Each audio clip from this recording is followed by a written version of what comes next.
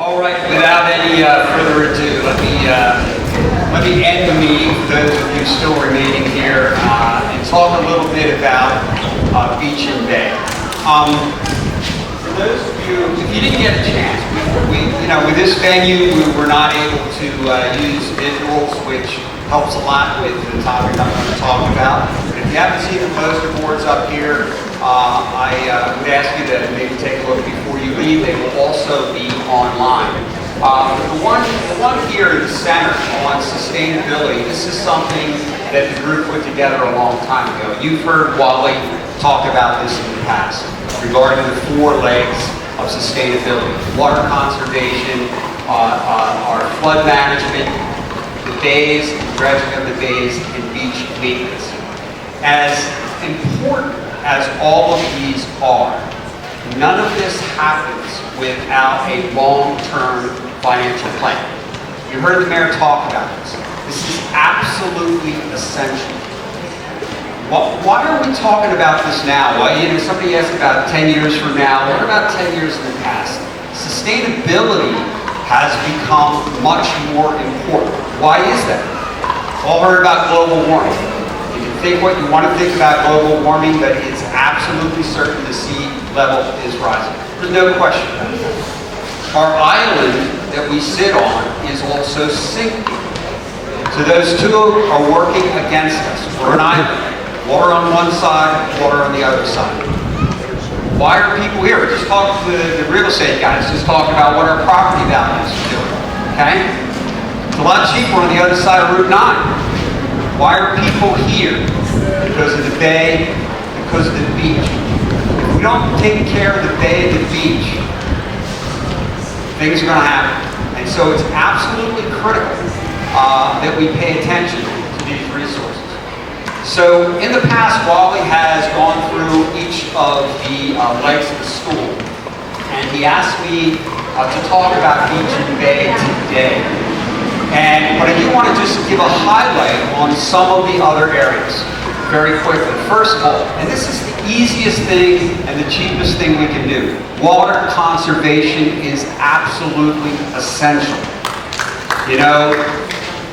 I would like to see brown grass be a sign of, a status symbol that we're not overwatering. We have to use sustainable plantings. And that does not mean giving up aesthetics. I put a picture up here from one of my neighbors, Sam Thomas. I don't think Sam's here right now. But did a great job of redoing his place right across from the convent to sustainable plantings. We have to conserve our water. By the way, irrigation is the biggest water use on the island. And the borough is the biggest irrigator. So we have to work together on this. Absolutely important. When we talk about, you've heard us talk about the bay and dredges, right? Why do we have to dredge the bay? Well, we're part of an intercoastal system down here. We have a lot of boats here. It's one of the reasons people are here. You can't get to the inlets to get offshore, can't get out here because the channels are disappearing. That's a real problem. And getting that sediment out costs money. And in the past, a number of times it's cost a lot of money because we've had to de-water it and we've had to haul it off island. Not only is that expensive, but we're throwing valuable material away. Dr. Lenora Tedesco is here today from the Wetlands Institute. Had some discussions with her recently. We're now looking at what's called beneficial use of the sediment. This is a win-win for us. It can help us lower costs, but it can also help us rebuild our wetlands. This is really important, and in particular, really important post-Sandy, because we lost a lot of bird nesting area and natural habitat after Sandy. And also, as that sea level is coming up, our marshes are drowning. We have to rebuild them. So if we can take the sediment that is clogging our channels, clogging our harbors, and help rebuild. Again, this is a win-win. I encourage you to go on to the website, the Wetlands website, and look at the amazing things going on right now. I want to give a shout out to this because it's amazing that this is going on in our own backyard, really setting some standards for what's going to be done all over the shore communities. With respect to flood management, you heard about the new bulkhead ordinance. This is absolutely critical, and there's going to be a lot more things coming. But in the past, we didn't seem to have this problem.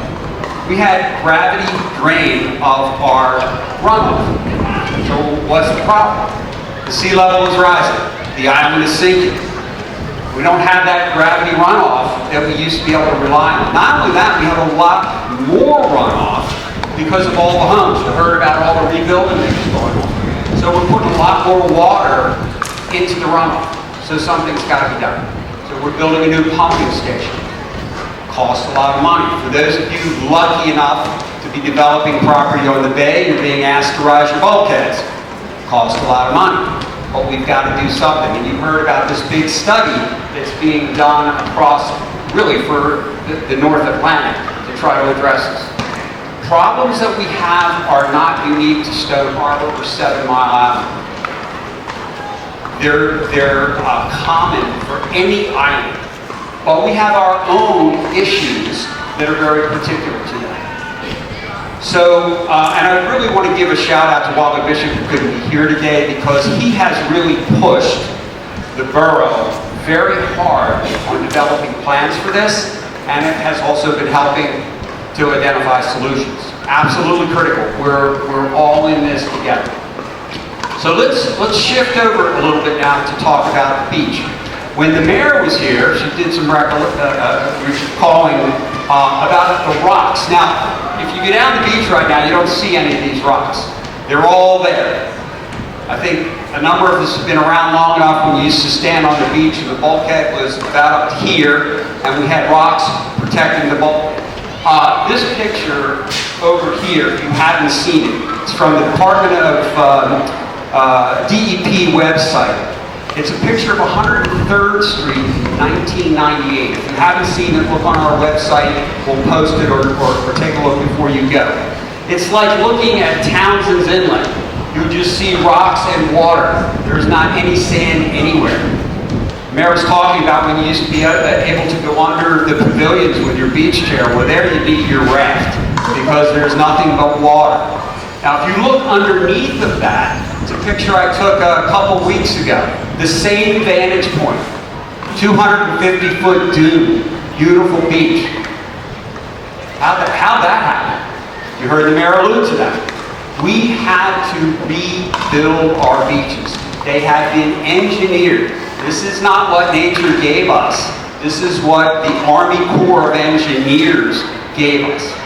And it's very, very specific. When they engineer a beach, they do a huge number of measurements. They come up with a template that fits each particular street on each particular island. And they set a template. How wide is the beach going to be? How wide are the dunes going to be? How high are they going to be? They engineer those beaches, and then they build extremely costly. So we engineered the beach that we sit on today in 2002, and it's been replenished on periodic basis. It's actually part of a 50-year plan that the Corps engineers, working with the Department of Environmental Protection, it's a joint work that they do. And every several years, we come into a renourishment cycle. That's the good news. The bad news is the monies have to be appropriated by the state and federal government to actually participate in these. These things are very, very costly. And when we work on a federal plan with federal dollars, 65% is paid for by the federal government. And then the remaining is split 75-25 between the state and the borough. So our money is highly, highly leveraged when we do this. But they are engineered beaches that are built for one primary purpose: protection. Protection of the island. That is the justification to spend the money. Not to put your beach chair on the beach or to play paddleball, but for protection. In fact, the dunes are our primary protective source for storm surge. You know, when there's a hurricane, they're always saying we're going to have a 5-foot, a 7-foot, a 10-foot storm surge. That is what protects us. In the back bay, from the rising levels, it's our bulkheads. But in the front, it's our dunes. Now, the beach is also an important part of that protection as well because it eats up the energy of the waves coming in. It plays an important role. And most of us remember when they re-engineer our beaches. You get down there and you see this massively wide, beautiful beach and go, wow. And then you come back a month later and go, wow, where'd our beach go? You have these big fall-offs when it's down by the water and you go, boy, that seemed like a waste. That's exactly what it's supposed to do. It's engineered that way because it's not just the sand on the beach, it's the sand on the near beach that helps take the energy from the waves and naturally settles right offshore.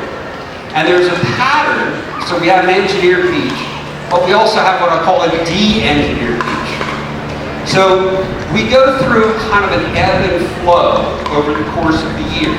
Whereas in the winter, we have some stronger winds, some stronger waves, and we have a flow of sand that moves down the beach, but it also starts to move offshore.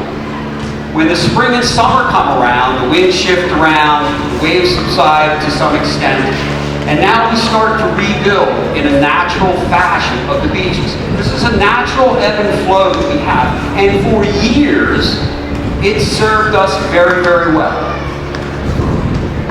The sea level's rising, the island is sinking, but on top of that, and we all observe this, our weather patterns have changed immensely. In my mind, a lot due to climate change. And so we have to deal with storms.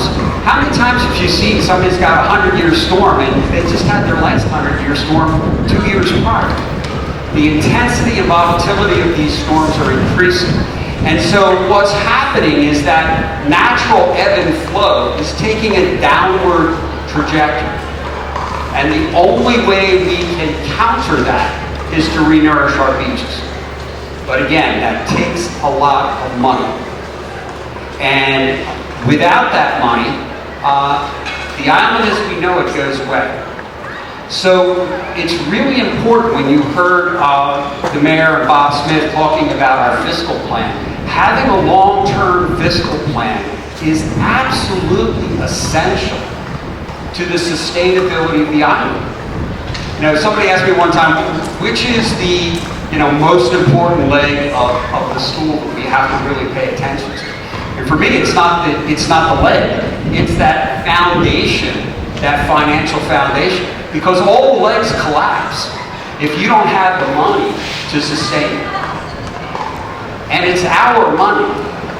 So whether it's coming from the federal, state, or in particular the local government. And so people have to play an active role with this because you all have a big financial investment here, but even more importantly, an emotional investment here. I mean, many of us are multi-generational Stone Harbor folks, right? Our parents went here, our grandparents went here, and we're hoping our kids and grandkids are going to be here. So we have to maintain what we have here. We have to have a long-term plan, and we have to recognize right, wrong, or indifferently, we have chosen to live on a barrier island that was not meant for development. You know, we have billions of dollars worth of infrastructure here now. Businesses, homes, etc. And we're trying to maintain it. But it's not a natural phenomenon. And so we have to do a lot of engineering to maintain it. So where do we stand today in terms of the status of our beaches? Let me start with the dunes. That's probably our best story. Our dunes are in excellent shape. They really are. But there's a lot of difference between our dunes. So our biggest dunes are about 300 feet wide. They're at the end of the island, and they're right here behind us. Why is that? Well, at the end of the island, we don't have any First Avenue. And here we don't have any homes right along here that are on the ocean side of First Avenue. So we naturally have a much wider dune as we've kind of drawn a beach line as we go down the beach. In between the dunes, again, they have been manufactured, but they're generally in pretty good shape. Because when we build these dunes, we don't just put sand up there. That's how we start. But they are strengthened by vegetation. Sustainable natural vegetation that's out there that sends down roots and holds these things together. So when we do get storms, it helps cement the dunes. And again, that is our storm surge protection. So we're actually in very good shape with respect to the dunes. What about our beaches? Our beaches are kind of a mixed bag. You know, there's a statement that all politics is local, and if you ask somebody what do you think about our beaches, it really depends on what street you sit on. If you're sitting on 116th Street, half the time you feel like you're in the center of Wildwood, because that is our biggest beach and has been for some time. If you're sitting between 105th Street and 111th Street, you're going to get to know your neighbors very, very well, especially today. From April to April, last April to this April, we lost 275,000 cubic feet of sand. How do we know that? Well, the Coastal Research Center up at Stockton's College does, for about the last decade, has been measuring the height of our beaches at 8 different locations. In fact, they do it all over New Jersey, but there are 8 different locations in Stone Harbor. So we know very accurately how high our sand is, how high our dunes are, and how much we're losing. So 275,000 cubic yards. Now, it's kind of like when you're talking about the national debt. I don't really know what that means. A dump truck is 10 cubic yards. So think of over 25,000 dump trucks of sand we lost over the last year. And that was before the nor'easter over Memorial Day weekend. Now the good news is a lot of that sand was lost offshore. So when we look at the beaches, we don't just look at down to the mean low water line, what we typically think of as our beach. But we have to look beyond that. And why is that? Because that sand comes back, much of it, in the summertime. And when that sand disappears to Hereford Inlet, to farther offshore, but outside of our area, that means the natural rebuilding process that we see this time of year can be hindered because that sand is not sitting there. This is very, very important. So as we look at our beaches, and I also would encourage you some of the pictures over here. So our beaches are affected in a very non-uniform way when we have storms. So I happen to be down here most of this winter, and we had a nor'easter in beginning of February. And I went down to check out the beach at the end of my street, 110th Street. There's some good pictures over here where the dunes were highly damaged. There's a big drop-off where the cars could get down to the beach, and the sand fences were gone. A lot of what's called sparkling on the dune faces. I then went down to the pavilion at 101st Street, and there's a picture up here of that, but the walkway down was full of sand. It hadn't been touched at all. In fact, the wind had just, the walkway acts as like a sand fence and captures the sand. No impact whatsoever. So one person walks down to the beach and goes, nothing happened. Somebody else walks down and goes, oh my goodness, what are we going to do this summer? Very non-uniform. So how do we maintain our beaches? What are the tools that we have to maintain our beaches? Unfortunately, we don't have that many tools, and the tools we do have, again, cost a lot of money. The gold standard are hydraulic fills, and I've managed almost everyone's seen this when we've done these fills. So we built the beach in 2002. We had a partial fill in 2009 where we had some damage in the middle of the island. But in 11, in 13 after Sandy, 2017, we've had fills. So these nourishments help us to kind of rebuild that initial engineered beach. And but for that, our beaches wouldn't look anything like they do right now. Now that costs a lot of money.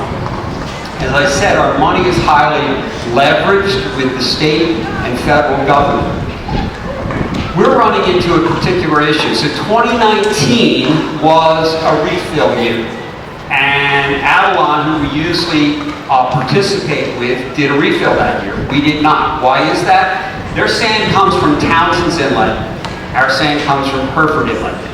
It's a federal area where they've said, this is an area where you can take sand from for your refills. Well, there was I won't go into all the details, but that ability to pull sand from there is in litigation right now. So we could not get sand from there. We couldn't get the 65% that the feds would pay. So we had to pass that here. And that's put us at some higher level of susceptibility. The hope is, and in my mind it's almost essential, that we need to find a way to participate in the next fill, which is 2022, next year.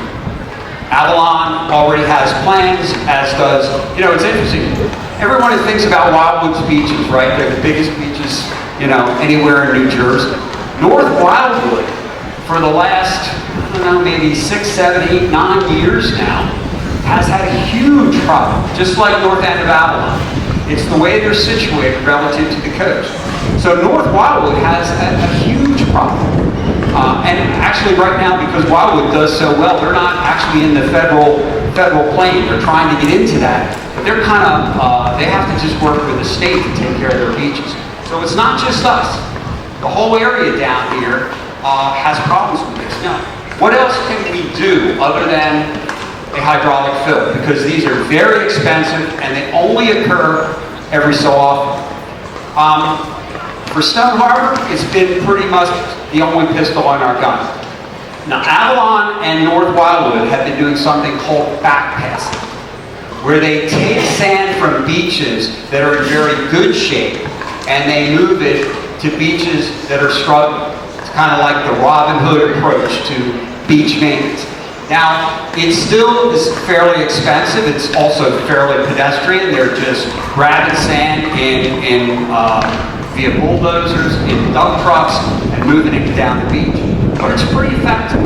Wildwood spent $3 million, I believe, this spring to bring sand in from Wildwood. North Wildwood spent the money to bring it in from Wildwood. Actually, it works out well for them because Wildwood in the past had to spend money to get sand out of where their drainage pipes are.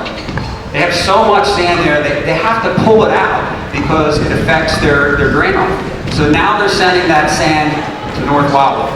What Avalon does is it takes from the middle of their beaches and takes it to the northern end. Why don't we do that in Stone Harbor? It turns out most of our beaches don't really have the kind of excess sand, at least today, that their beaches do. But one thing I think we need to look at is, when might we have that capability? Is it something we could do? We don't know that yet because we have it qualitatively. It seems like it might not be viable, but I think we need to look at it quantitatively. In 2019, when we couldn't participate in the hydraulic fill, the Army Corps engineers actually suggested that we take sand from the dunes south of Villa Maria and use that sand to fortify other beaches. Now, this seems counterintuitive, which is probably the politest way to say it, that you would take sand from the dunes to protect other parts of the beaches, but that's the kind of situation we were in. There really are not a lot of good solutions here. Everything has a lot of cons, and everything costs a fair amount of money. The final thing that sometime, in fact, we did in Stone Harbor, I don't know how many years ago, but there's another thing called beach scraping. As the name implies, you're kind of scraping sand down from below water line, and you're moving it up towards the dune to create a higher burn onto the beach. Now, this is kind of robbing Peter to pay Paul as well, but one of the things you got to remember about these engineered beaches is they are engineered for protection. Yet the real estate value here is because not so much, I mean, protection is important. You don't want to buy where, you know, you're at high risk, but recreation is absolutely critical. With our beach and our bays, recreation drives our economy down here. They drive our businesses. It's why people come down here on the weekends for the weeks to be here, to use the bay, to use the beach. So recreation is not why the federal government primarily is giving us money, but for those of us to spend time on the beach, it's really, really critical that you have a place to put that beach chair. And that's some of the problems that we're facing right now. So moving sand up and creating a berm, it doesn't help us from a protection vantage point. Some people would argue it actually is detrimental, but it does have an impact from a recreational vantage point. These are just some of the pros and cons that we have to go through. So, to kind of summarize where we are right now, we've got engineered beaches. They're not natural. They're not going to be natural again. We had a discussion with the Army Corps the other day and Department of Environmental Protection. They said the problem with Stone Harbor is, you know, you've got First Avenue. That should have been beach. That's why we're doing so well in the south end of the island. We don't have a First Avenue. We're too close to the beach here. But it is what it is. I don't think anyone's going to, you know, in the south there's a lot of things they talk about retreat. You just move everything, you know, get away from the beach. Doesn't look like a real, talk about bad options. Doesn't look like a real good option for us here. So back to the long-term fiscal planning. This is key because it costs a lot of money.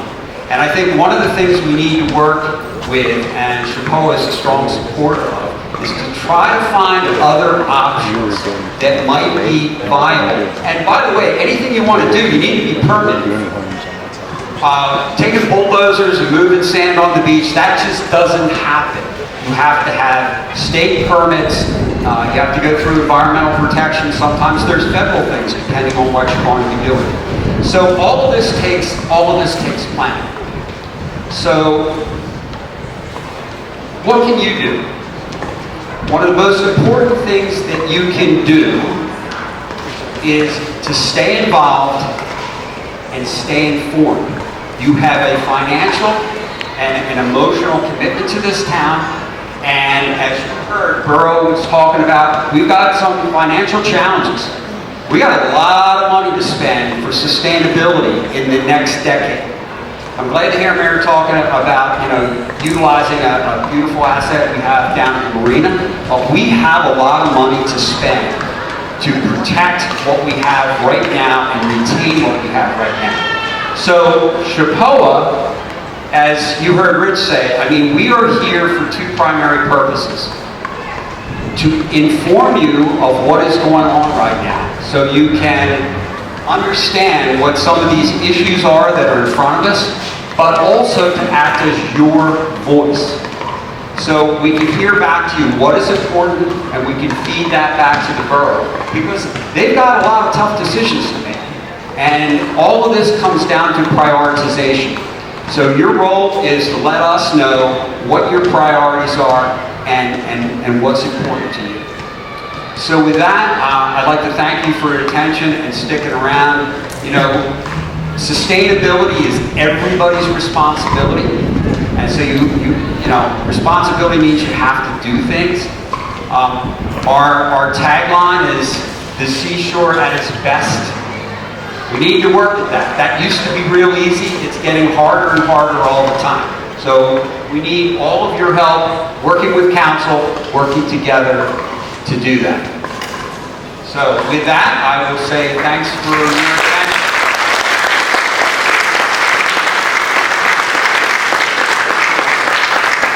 Thank you, Jeff. And for those of you who know Wally, don't tell him that Jeff did such a great job. You know, he's very proud of us.